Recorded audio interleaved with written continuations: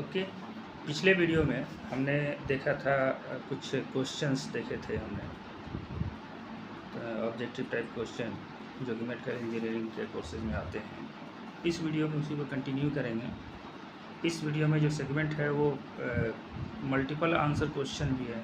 कि suppose that कि एक ऑब्जेक्टिव टाइप दिया है, उसमें एक भी सही हो सकता है, दो भी सही हो सकता है, चार भी सही हो सकता है और चारों ऑप्शन सही हो सकते हैं।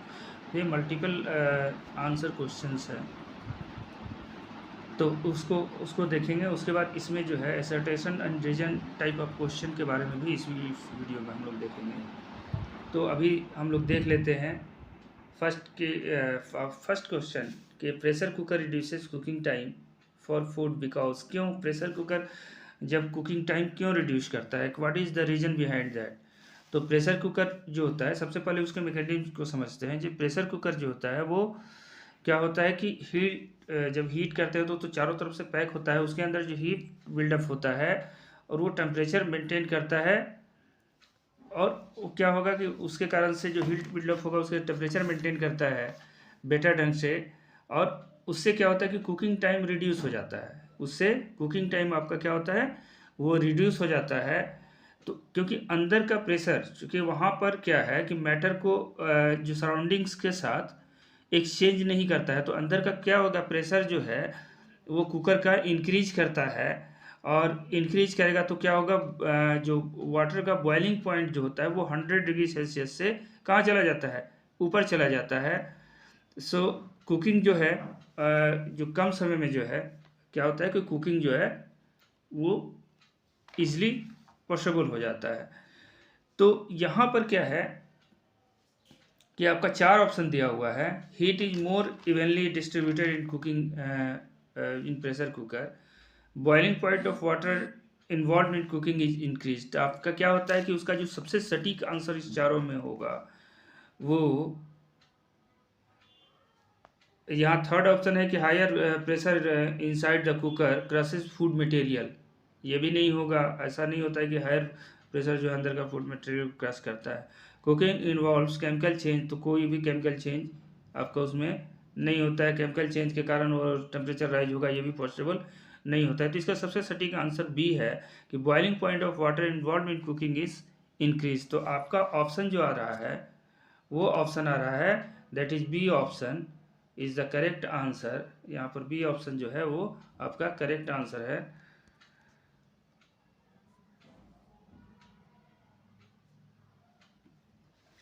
सेकंड क्वेश्चन है कि if a liquid A and B form ideal solution, A और बी आइडियल सॉल्यूशन बनाता है, तो यहाँ enthalpy of mixing is zero. आपका ए और बी आइडियल सॉल्यूशन के लिए सबसे पहले कंडीशन क्या होता है, डेल्टा वी मिक्सिंग ये क्या होना चाहिए, जीरो होना चाहिए। उसके बाद delta H heat of enthalpy वो भी जीरो होना चाहिए, delta H mixing. Delta G जो होता है वो किसका वैल्यू निगेटिव में आना चाहिए, ठीक है।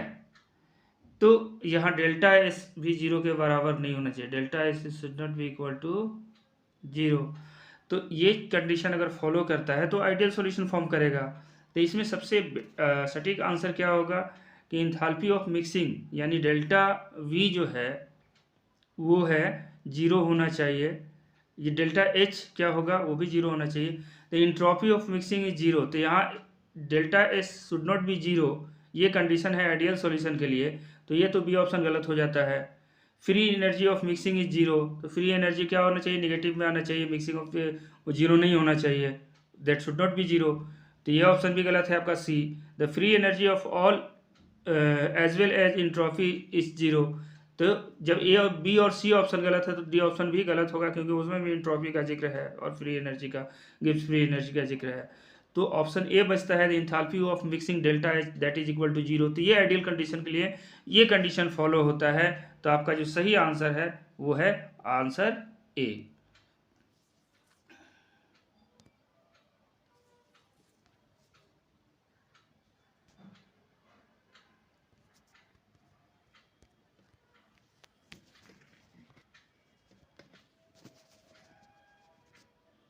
चलिए आगे बढ़ते हैं।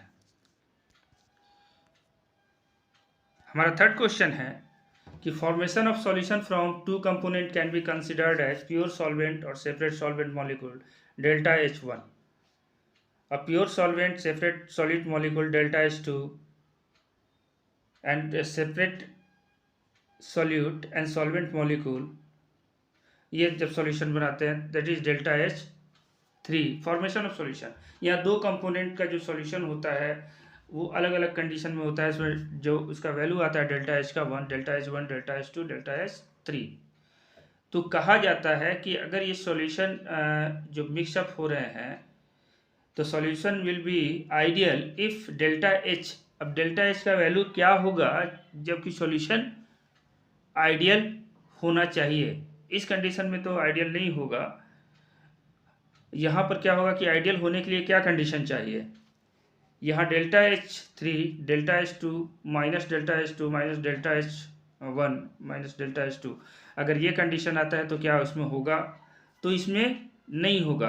देखिए आइडियल होने के लिए क्या चाहिए कि आपका टोटल का डेल्टा H जो है वो सम ऑफ डेल्टा H जो है वो होना चाहिए, वो किसके बराबर होना चाहिए, डेल्टा H के बराबर होना चाहिए। Delta H plus delta H1 plus delta H2 plus delta H3 अगर ये होता है तो उस कंडीशन में आपका, क्योंकि प्योर सॉल्यूट और प्योर सॉल्वेंट वो दोनों मिल करके क्या बनाते हैं, सॉल्यूट बनाते हैं, सॉल्यूशन बनाएंगे।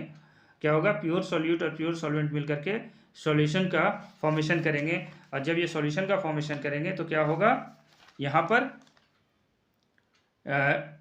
जो डेल्टा H सॉल्यूशन जो होगा वो delta H1 plus delta H2 plus delta H3 के बराबर होगा। तो आपका जो ऑप्शन है कि फ्रीजिंग, यहाँ पर जो आपका जो ऑप्शन है वो ऑप्शन है कि ये जो सी वाला ऑप्शन है वो ज़्यादा सटीक है, that will form ideal solution. अब फोर्थ है कि कंसीडर द फॉलोइंग इक्वेशन। आपको फोर्थ में आप एक इक्वेशन है, आपको following aqueous solution consider the following aqueous solution and assume 100% ionisation of electrolyte. आप एज्यूम कर लेते हैं कि जो भी इलेक्ट्रोलाइट हैं उसका 100% आयोनाइजेशन हो रहा है। 0.1 m urea, 0.04 m Al2SO4 0.05 m calcium chloride and 0.005 m NaCl। तो सबसे पहले आपको प्रीवियसली जो सॉल्व किया गया था उसमें एक फार्मूला बताया गया था कि delta TF is equal to क्या होता है, यहाँ पर जो आता है delta TF that is equal to क्या, I into M into KF। Delta TF is equal to I into M into KF, और I क्या है, I को हम लोग ये नंबर ऑफ पार्टिकल्स मान लें, M मोलालिटी हो जाता है।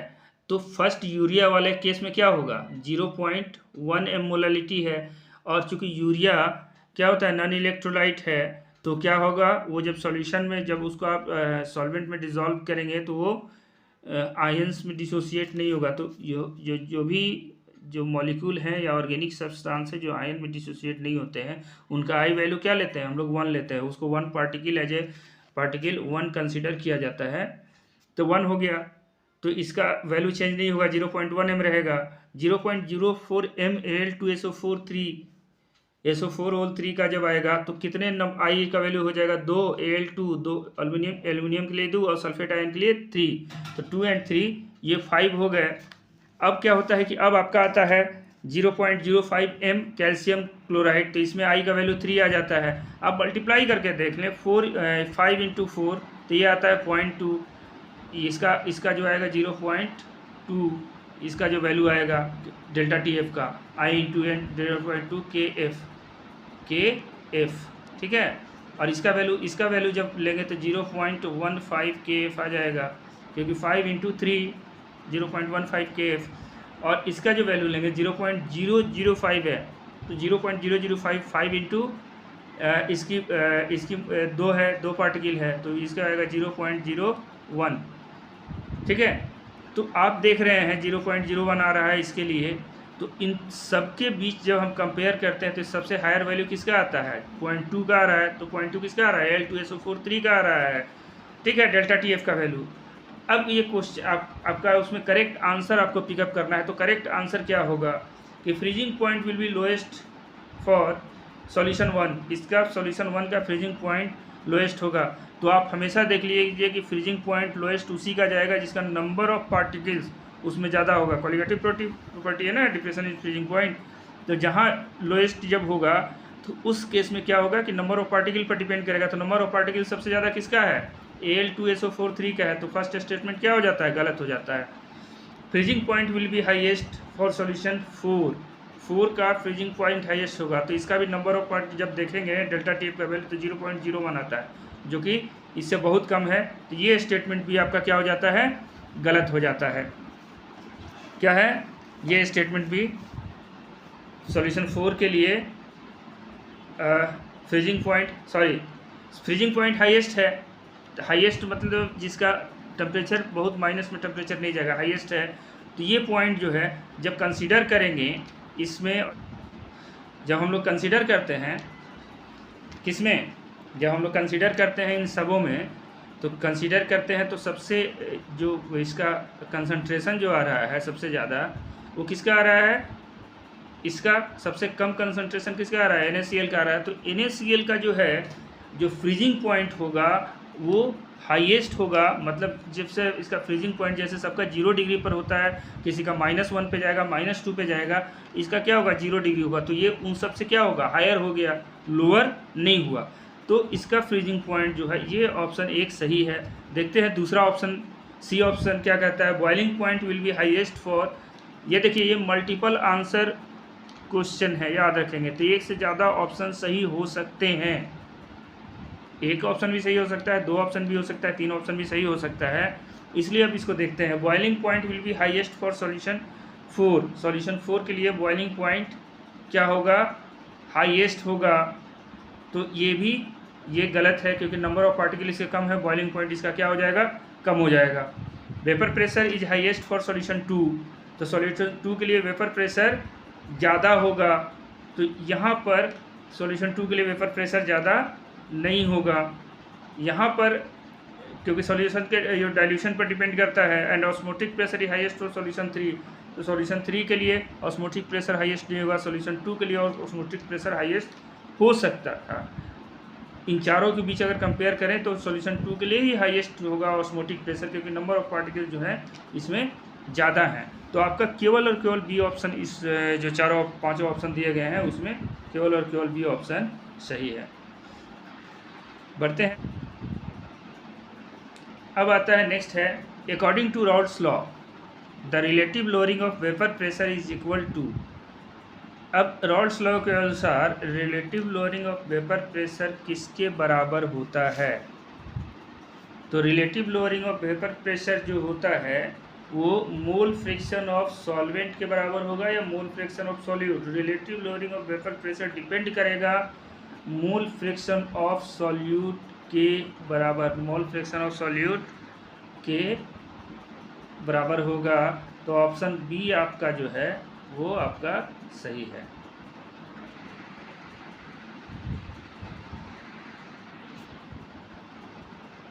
Relative lowering of vapour pressure is equal to mole fraction of solute. यहाँ कभी भी product of vapour, third option आपका है product of vapour pressure of pure solvent and its mole fraction in solution, इसके बराबर भी नहीं होगा product of vapour pressure of pure solvent and is mole fraction of solute. तो हमारा Raoult's law क्या कहता है कि जब relative lowering of vapour pressure will depend on the mole fraction of the solute, यानी डेल्टा पी क्या आता है, इसका सीधा सीधा आता है ना, delta P by P not that is equal to x2, यही हमारा फार्मूला मिल रहा था ना। तो उस फार्मूले के अकॉर्डिंग क्या है, हमारा बी ऑप्शन सही है। चलिए अब जो है हम बढ़ते हैं नेक्स्ट प्रॉब्लम की ओर। प्रॉब्लम हमारा 6 है, the vapour pressure composition curve of certain binary solution has maxima at some composition, the azeotrope of the system will boil at the temperature. अब यहाँ पर क्या है कि वेपर प्रेशर कंपोजिशन कर्व जो है सर्टेन बाइनरी सॉल्यूशन का है, मैक्सिमा एट कंपोजिशन, यहाँ पर कुछ सब कंपोजिशन पर जो है वो मैक्सिमा है। तो azeotrope of the system will boil at, तो एजियोट्रॉप किस टेम्परेचर पे बॉयल करेगा? यहाँ पर ये देखिए कि वेपर प्रेशर कंपोजिशन कर्व की बात कर रहा है। तो कर्व अगर मैक्सिमा होगा, मान लीजिए कि ये कर्व है, ये सिंपल लाइन है, कर्व अगर मैक्सिमा होगा तो कर्व मैक्सिमा का मतलब क्या होगा? उसको बॉइलिंग पॉइंट क्या होगा? कम होगा, कम टेम्परेचर पे ही वो वेपर प्रेशर उसका ज़्यादा होगा। तो उस केस में आपका आंसर क्या होगा? Boiling higher than the boiling point of the component, ये ऑप्शन गलत हो जाता है। Lower than the boiling point of the component with low P value, low vapour pressure जब होगा तो उस पर लोअर बॉइलिंग पॉइंट होगा, ये ऑप्शन भी गलत हो जाता है। Lower than the boiling point of both the component, यहाँ component A and component B, ठीक है, दोनों कंपोनेंट से उसका वेपर प्रेशर क्या होगा? लोअर होगा। तो क्या होगा? लोअर देन उसका बॉइलिंग पॉइंट लोअर होगा, ठीक है, दोनों, तभी तो बॉइलिंग पॉइंट लोअर होगा तो उसका वेपर प्रेशर क्या होगा? हाई होगा, और वो मैक्सिमा कर्व देगा। तो ऑप्शन सी एक ऑप्शन अभी तक में सही निकला है। अब डी ऑप्शन पर देखते हैं। Higher than the boiling point, ये तो हो ही नहीं सकता, उससे हायर होगा तो क्या होगा? वह उसका जो कर्व आएगा वो कर्व होगा, मैक्सिमा नहीं होकर के मिनिमा कर्व हो जाएगा, ऐसे हो जाएगा, यानी वेपर प्रेशर कम होगा तभी तो उसका बॉइलिंग पॉइंट बढ़ जाएगा। तो डी ऑप्शन भी आपका गलत है, केवल केवल और केवल सी ऑप्शन सही है इसमें।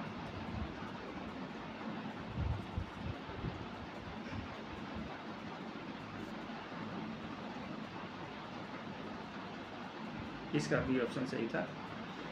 चलिए आगे बढ़ते हैं, आगे बढ़ते हैं हम लोग सेवेंथ प्रॉब्लम की ओर। इसमें क्या है कि the solubility of ionic compound increases with increase in, ionic compound की सॉल्युबिलिटी जो है किसके साथ बढ़ती है? तो आयोनिक कंपाउंड की जब सॉल्युबिलिटी की बात करेंगे तो यहाँ पर क्या है कि जब dipole moment of the solvent, तो आयोनिक कंपाउंड में क्या होगा? पॉजिटिव और निगेटिव आयन जहाँ ज़्यादा बनेगा उस क्या होगा?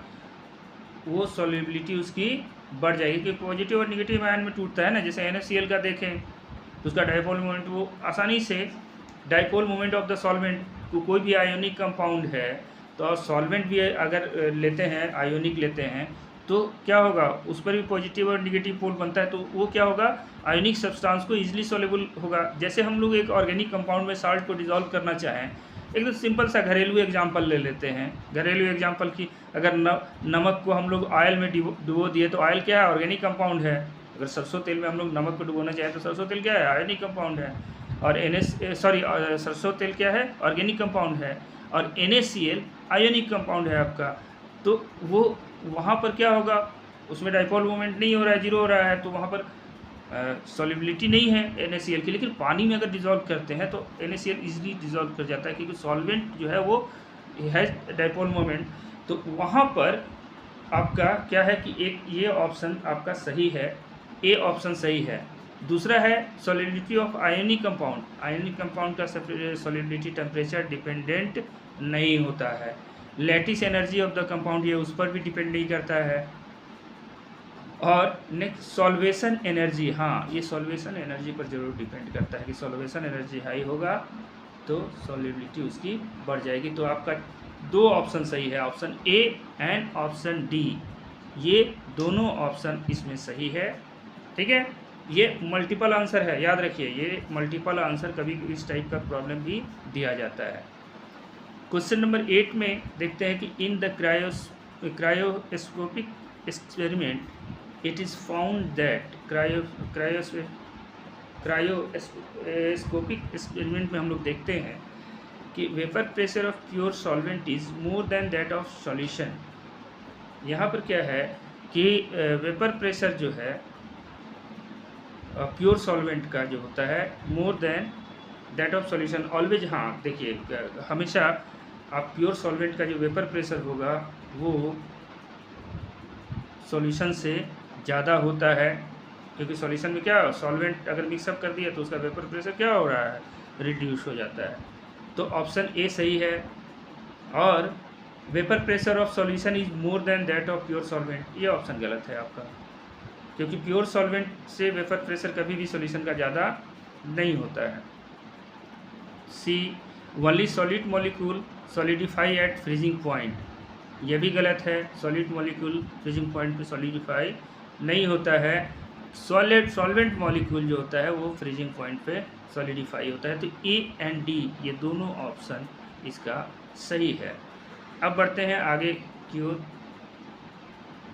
9th क्वेश्चन है कि when a pinch of salt is added to, देखिए ये हमारा डेली लाइफ से एग्जांपल लिया गया है। डेली लाइफ में हम यूज़ करते हैं, हर चीज़ देखते हैं, लेकिन क्यों हो रहा है एक साइंस स्टूडेंट जो है वो उसको अच्छी तरह से एक्सप्लेन कर सकता है कि क्यों हो रहा है।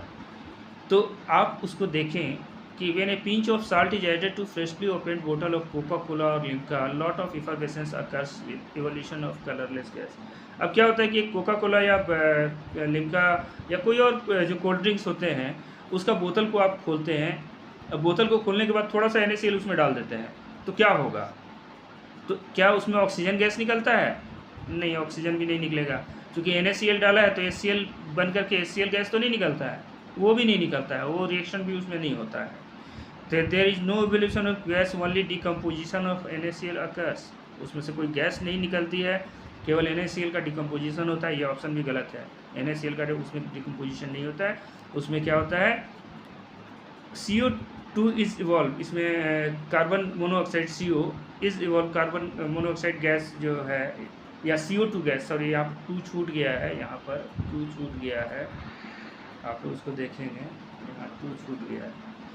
CO2 is evolve due to its displacement from aerated soft drink, यहाँ कार्बन डाइऑक्साइड निकलता है डिस्प्लेसमेंट ऑफ, हाँ तो ये ऑप्शन होगा, क्योंकि NaCl जब आप डालते हैं तो NaCl क्या होता है, उसमें CO2 घुला रहता है, उसको डिस्प्लेस कर देता है।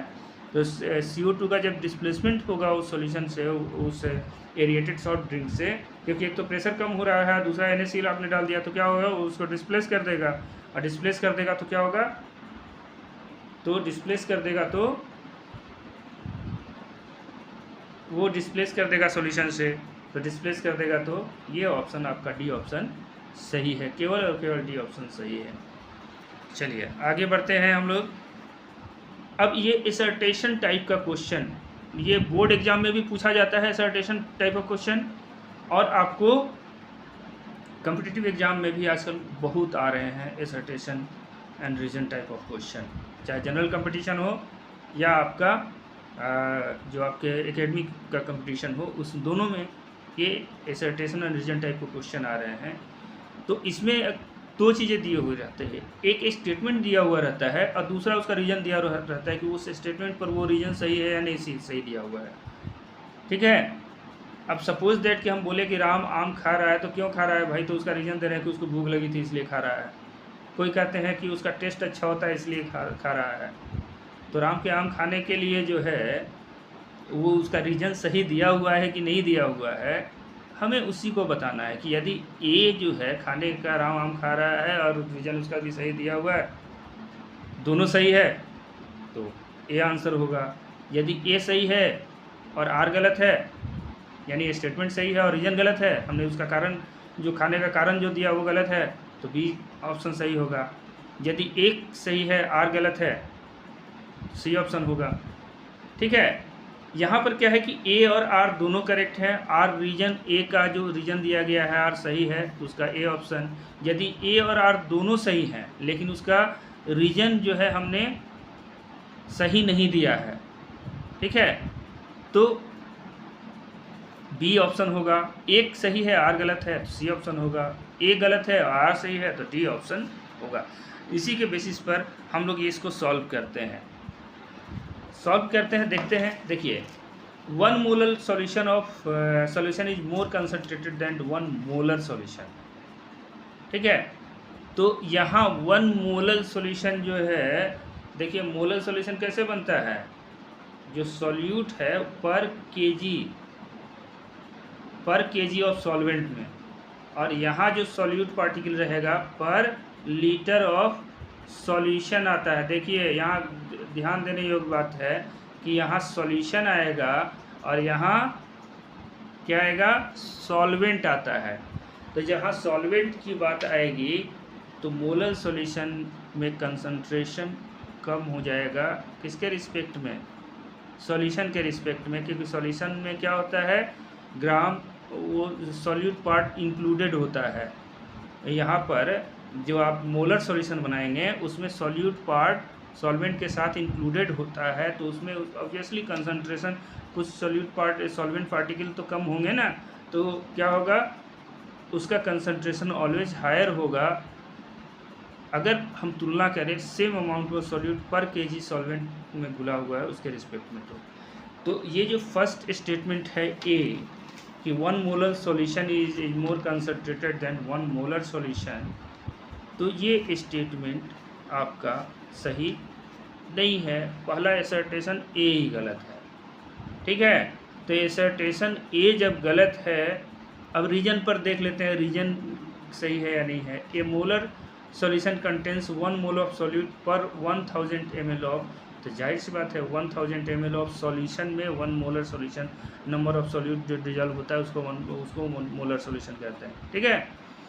तो 1 मोल सब्सटेंस अगर डिजॉल्व है 1000 मिलीलीटर या 1 लीटर सॉल्यूशन में, ये जो ऑप्शन बी हमने जो दिया है, तो उसमें जो है वो सही है। तो रीजन सही है, एसर्टेशन गलत है इसमें। तो एसर्टेशन गलत है, तो डी ऑप्शन हमारा जो कह रहा है कि इसमें रीजन अगर गलत हो, रीजन अगर सही है और आपका एसर्टेशन ए गलत है, उस केस में जो आंसर होगा हमारा वो आंसर डी होगा। क्या होगा? डी आंसर होगा, डी, ठीक है। तो इसका आंसर डी हो जाएगा, आंसर डी, ठीक है। अब हम बात करते हैं सेकेंड क्वेश्चन की। Molarity 0.02 n solution of HNO3 0.02 m। Molarity of 0. देखिए molarity of n solution of HNO3, तो यहाँ पर मोलरिटी का एक रिलेशन आता है कि मोलरिटी m, यहाँ पर एक रिलेशन आता है कि m इंटू जो मॉलिक्यूलर मास होता है, molecular mass, molarity into molecular mass, m mass mm कर देते हैं molecular mass, that is equal to होता है नॉर्मलिटी इंटू इक्विवेलेंट मास। तो यहाँ हमारा जो फर्स्ट एसर्टेशन है कि 0.02 n सॉल्यूशन जो है मोलरिटी ऑफ उसका 0.02 m होता है। तो यहाँ पर HNO3 को जब तोड़ेंगे तो देखिए H plus N NO3 minus, तो इसका इक्विवेलेंट वेट और मोलर मास दोनों सेम होता है। तो जब इक्विवेलेंट वेट और मोलर मास दोनों ही सेम हो जाता है तो क्या होगा, यहाँ पर नॉर्मलिटी एंड मोलरिटी उस केस में सेम हो जाएगी। तो एसर्टेशन ए तो हमारा सही हो गया, एसर्टेशन ए इस केस में क्या है, हमारा सही हो गया एसर्टेशन ए। अब रीजन की बात करते हैं। Molarity and normality of solution are always equal. Molarity and normality of किसी भी सॉल्यूशन का हमेशा बराबर होता है। तो भाई यहाँ पर जो है इक्विवेलेंट वेट और मोलर मास दोनों का अगर यहाँ सेम है तब इक्वल हुआ है। अगर हम लोग कैल्शियम क्लोराइड वाला वही केस ले लेते तो उसका मोलर मास अलग होगा, इक्विवेलेंट मास अलग हो जाएगा। तो उस केस में नॉर्मलिटी और मोलरिटी तो बिल्कुल भी सेम नहीं होगी, और जब वैसा कंडीशन आएगा तो क्या होगा, एसर्टेशन ए सही हो जाएगा, रीजन आर गलत हो जाएगा। उस केस में क्या होगा, उस केस में हमारा ऑप्शन सी सही होगा। ऑप्शन सी दिया हुआ है, सी क्या है कि if assertion A is correct and reason given R is wrong, ठीक है। चलिए ऑप्शन सी हो गया। नेक्स्ट बढ़ते हैं थर्ड क्वेश्चन की ओर। Two solution having same osmotic pressure, दो सॉल्यूशन का ऑस्मोटिक प्रेशर सेम होगा, will also have same vapour pressure. तो दो सॉल्यूशन का ऑस्मोटिक प्रेशर सेम होगा तो उसका वेपर प्रेशर भी सेम होना कोई ज़रूरी नहीं है, क्योंकि वेपर प्रेशर डिपेंड करेगा नंबर ऑफ पार्टिकल पर और किसका, और उसके कंसंट्रेशन पे डिपेंड करेगा। यहाँ पर क्या है कि lowering of vapour pressure is affected by the solvent vapour pressure, ठीक है, एंड नंबर ऑफ पार्टिकल्स। तो सॉल्वेंट का जो वेपर प्रेशर होगा और नंबर ऑफ पार्टिकल दोनों पर डिपेंड करेगा, लेकिन ऑस्मोटिक प्रेशर किस पर डिपेंड करता है? नंबर ऑफ पार्टिकल्स पर डिपेंड करेगा। सॉलिड पार्टिकल नंबर ऑफ जितना ज़्यादा होगा वो उस पर डिपेंड करेगा। तो ऑस्मोटिक प्रेशर और वेपर प्रेशर सेम हो भी सकता है, नहीं भी हो सकता है। तो two solution having same osmotic pressure will have same vapour pressure, ये स्टेटमेंट बिल्कुल भी गलत है, सही नहीं है। अब रीजन देखते हैं यार। Lowering of vapour pressure is not a colligative property. Yes, lowering of vapour pressure is not a colligative, वो कोलिगेटिव प्रॉपर्टी नहीं है, क्योंकि lowering of vapour pressure depend किस पर करता है? Lowering of vapour pressure depend करेगा आपका सॉल्वेंट के वेपर प्रेशर पर एंड नंबर ऑफ पार्टिकल पर डिपेंड करेगा। हाँ, relative lowering of vapour pressure वो कोलिगेटिव प्रॉपर्टी है, वो नंबर ऑफ पार्टिकल्स पर डिपेंड करेगा, ठीक है।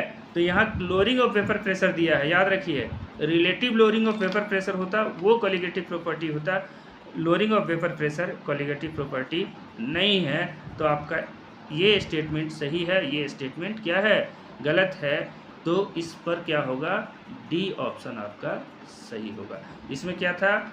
ये स्टेटमेंट सही था और ये स्टेटमेंट गलत था। चलिए आगे बढ़ते हैं।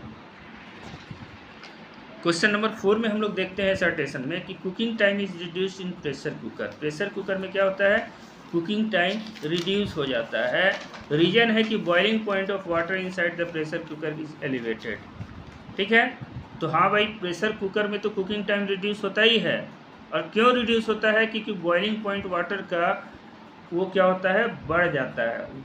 प्रेशर के कारण जब वहाँ सीट रहता है तो वहाँ क्या होता है? बॉइलिंग पॉइंट जो है वाटर का प्रेशर हाई होता है, बॉइलिंग पॉइंट क्या होगा? बॉइलिंग पॉइंट बढ़ जाएगा। और जब बॉइलिंग पॉइंट अंदर का बढ़ेगा क्या होगा? कुकिंग टाइम जो है ऑटोमेटिकली रिड्यूस हो जाएगा। तो यहाँ ये सर्टेशन ए भी सही है और उसका रीजन जो दिया हुआ है बी, वो दोनों सही है। तो ऑप्शन ए जो है is the correct answer for this. अब क्वेश्चन नंबर 5 में बढ़ते हैं कि 0.02 m solution of urea and sucrose will freeze at the same temperature. अब यहाँ देखिए कि इसके लिए आई का वैल्यू क्या आएगा? इसके लिए यूरिया के लिए आई का वैल्यू क्या आएगा? 1, और सुक्रोज के लिए भी आई का वैल्यू 1 आएगा। तो यहाँ पर जब बैठाएंगे कि K F delta T that is equal to I M and K F, ठीक है। तो आप देखिए आई का वैल्यू दोनों के लिए सेम है, मोलरिटी दोनों के लिए क्या है? सेम है, ठीक है। मोलालिटी दोनों के लिए सेम है और केफ का वैल्यू दोनों के लिए आएगा वही केफ। आप देखते हैं कि इस केस में क्या होगा? डेल्टा टी एफ का वैल्यू बराबर हो जाएगा। तो जब डेल्टा टी एफ का वैल्यू दोनों के लिए जब बराबर हो जाएगा तो उस केस में क्या होगा? सर्टेशन ए जो है वो हमारा सही हो जाएगा, क्योंकि यहाँ पर कह रहा है कि 0.02 m solution of urea and sucrose will freeze at the same temperature. तो हमारा रिजल्टेशन ये सही है कि हाँ, जब डेल्टा टी का वैल्यू सेम हो जाएगा दैट मीन्स दोनों सेम टेम्परेचर पे फ्रीज करेंगे। अब रीजन उसका दिया हुआ है कि freezing point of solution is inversely proportional to concentration of solution. तो फ्रीजिंग पॉइंट जो है उसका इन्वर्सली प्रोपोर्शनल है कंसंट्रेशन ऑफ सॉल्यूशन। तो भाई रीजन तो सही है, फ्रीजिंग पॉइंट सॉल्यूशन के कंसंट्रेशन के इन्वर्सली प्रोपोर्शनल है। तो यहाँ पर रीजन उसका सही दिया हुआ नहीं है। रीजन क्या है? उसका सही नहीं है। हालांकि ए एंड आर दोनों सही हैं, बट रीजन उसका जो दिया हुआ है वो सही नहीं है। भाई सेम टेम्परेचर पे होता है तो इसका आई वैल्यू सेम है, दोनों organic molecule I value same है, मोलरिटी सेम है, वो रीजन हो सकता है, ये रीजन नहीं हो सकता है। तो ऑप्शन बी आपका इसका answer, this is the right answer. चलिए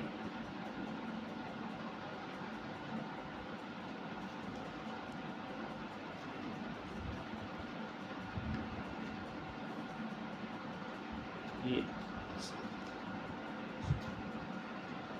चलिए यहाँ पर क्वेश्चन नंबर 6 में है, असर्टेशन आपका है कि NaCl और ClCl2 is use to clear the snow on the roads in the hills. NaCl और कैल्शियम क्लोराइड जो है वो स्नो को क्लियर करने के लिए रोड पर हिल एरिया जहाँ होते हैं, जहाँ बर्फबारी ज़्यादा होती है, उसको क्लियर करने के लिए NaCl या कैल्शियम क्लोराइड का यूज़ करते हैं। The salt depress the freezing point of water. Salt क्या होता है, फ्रीजिंग पॉइंट को और डिप्रेस कर देता है वाटर का, और कम कर देता है और नीचे की ओर लेकर चला जाता है। तो यस, यहाँ पर क्या है कि NaCl और कैल्शियम क्लोराइड यूज़ किया जाता है, ये स्टेटमेंट भी सही है। रीजन है कि salt depress the freezing point. यह साल्ट जब आप उसमें मिक्सअप करते हैं वाटर में, तो 0 डिग्री सेल्सियस पर वो फ्रीज नहीं होकर के, फ्रीजिंग कहाँ होगा, 0 डिग्री सेल्सियस से और नीचे हो जाएगा, यानी -1, -2, -3, -4, उस पर जाकर के फ्रीजिंग होगा। 0 डिग्री सेल्सियस पर वो वाटर के रूप में रहेगा। तो उसको मिक्सअप कर देते हैं तो क्या होता है, 0 डिग्री सेल्सियस पर वो आइस नहीं जम पाता है, तो क्या होगा, रोड आसानी से क्लियर हो जाता है, वो आइस को मेल्ट कर देता है और रोड आसानी से क्लियर हो जाता है। तो यहाँ एसर्टेशन ए एंड उसका रीजन जो दिया हुआ है वो आर, ये दोनों के दोनों सही हैं। तो करेक्ट ऑप्शन जो होगा दैट इज ऑप्शन ए। ठीक है, अब बढ़ते हैं आगे।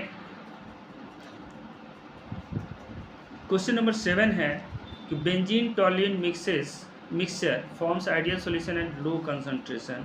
उसका रीजन है कि components with A structural similarity forms ideal solution in general. ठीक है, यहाँ पर क्या है कि बेंजीन एंड टॉल्यूइन मिक्सचर जो है आइडियल सॉल्यूशन लो कंसंट्रेशन पे बनाते हैं। ये स्टेटमेंट आपका सही है, ये स्टेटमेंट सही है। अब उसका रीजन दिया है कि component with structural similarity form ideal solution, ये भी सही है। सपोज दैट कि यहाँ पर क्या है कि ए और ए पहला कंपोनेंट के बीच में बॉन्डिंग हो रही है, दूसरे कंपोनेंट जो है बी कंपोनेंट में बी इस टाइप से बॉन्डिंग हो रही है, और इन दोनों के बीच जब मिक्सअप किया जाता है तो ए और बी बॉन्डिंग होगी। ठीक है, तो इसकी जो सिमिलरिटी होगी, ये जो बॉन्ड बना ए बी, ये जो है स्ट्रक्चरल सिमिलरिटी अगर इसके नहीं रहेगा एक समान, तो फिर वो आइडियली बिहेव नहीं करेगा। इसके बीच का बॉन्ड का जो स्ट्रेंथ होगा, इनके बीच के बॉन्ड का स्ट्रेंथ के इक्वल होगा, तब वो आइडियल सॉल्यूशन की तरह बिहेव करेगा। तो यहाँ ऑप्शन, यहाँ जो आपका ऑप्शन दिया हुआ है, option A and option B, reason A and reason R, जो एसर्टेशन ए है और रीजन आर है, वो दोनों आपका सही है। तो ऑप्शन ए जो है इसके लिए होगा। अब जो है क्वेश्चन नंबर 8 में बढ़ते हैं। Molar mass of benzoic acid determined by depression in freezing point method in benzene and then in water is different. Molar mass benzoic acid का जो है वो फ्रीजिंग पॉइंट डिप्रेशन मेथड के द्वारा बेंजीन में और वाटर में जब निकालते हैं बेंजोइक एसिड का मोलर मास, तो वो डिफरेंट होता है। Water is polar solvent whereas benzene is non polar solvent. तो यहाँ पर क्या है कि डिप्रेशन इन फ्रीजिंग पॉइंट जो है वो क्या है, कॉलिगेटिव प्रॉपर्टी है, और नंबर ऑफ पार्टिकल पर डिपेंड करता है। यहाँ पर क्या है कि नंबर ऑफ पार्टिकल बेंजीन के केस में और वाटर के केस में नंबर ऑफ पार्टिकल्स का क्या होता है, डिफरेंट हो जाता है। कैसे डिफरेंट होता है कि बेंजोइक एसिड और बेंजीन की जो प्रॉपर्टी है वो सिमिलर प्रॉपर्टी मिलेगी। तो यहाँ क्या होता है कि बेंजोइक एसिड एंड बेंजीन के बीच एसोसिएशन होता है। इसके बीच क्या होता है, इन दोनों के बीच क्या होगा, एसोसिएशन होगा। एसोसिएशन इन दोनों के बीच एसोसिएशन होगा। लेकिन बेंजोइक एसिड जैसे वाटर में जाएगा उसका क्या होगा, यहाँ डिसोसिएशन होगा, टूट जाएगा, आयंस में टूट जाएगा। ठीक है, तो आयंस में टूटा तो नंबर ऑफ पार्टिकल्स क्या हो गया, ज़्यादा हो गया। इस कारण से फ्रीजिंग पॉइंट मेथड से यहाँ पर क्या होगा, वो डिफरेंट उसका वैल्यू आ जाएगा। तो एसर्टेशन ए आपका सही है, एसर्टेशन ए सही है। अब रीजन दिया गया कि water is polar solvent where benzene is non polar. तो यस, वाटर जो है पोलर सॉल्वेंट है, इसलिए वहाँ डिसोसिएशन हो रहा है। बेंजीन क्या है, नॉन पोलर सॉल्वेंट है। तो स्टेटमेंट आपका रीजन बी जो दिया हुआ है वो भी सही दिया हुआ है। तो ऑप्शन ए जो होगा will be right answer for question number 8। अब 9th क्वेश्चन है कि if red blood cells were removed from the body and passed in pure water the pressure inside the cell increases. तो red blood cells को जब आप pure water में डालते हैं तो उसका प्रेशर इंक्रीज कर जाता है। क्यों? क्योंकि वाटर जो है वो सेल में चला जाता है। वाटर का कंसंट्रेशन क्या है? कम है, और इसका कंसंट्रेशन सेल के अंदर जो आरबीसी है उसका कंसंट्रेशन ज़्यादा है। तो क्या होगा? वाटर बाहर से सेल में चला जाएगा और सेल जो है वो स्वेल करना शुरू कर देगा, सेल फूलना शुरू हो जाता है। ठीक है, तो सेल फूलना शुरू हो जाता है। तो यहाँ पर जो हमारा असर्टेशन ये कहता है कि if red blood cells were remove from the body placed in pure water, pressure inside the cell increases. तो जाहिर सी बात है, वाटर अंदर जाएगा तो सेल का प्रेशर क्या होगा? बढ़ेगा। और concentration of salt content in the cell increases. यहाँ स्टेटमेंट आर जो है वो गलत है, इसमें यहाँ साल्ट का कोई जिक्र ही नहीं किया गया है, तो ये गलत है और ये स्टेटमेंट सही है। तो जब केवल ए स्टेटमेंट सही है, रीजन आर गलत है, तो ऑप्शन हमारा सी जो है वो सही होगा। अब बाकी के लिए हम लोग दूसरे वीडियो में देखते हैं। अगला चैप्टर जो है इलेक्ट्रोकेमिस्ट्री का जो है बहुत जल्दी इसके वीडियो डाले जाएंगे। Thank you.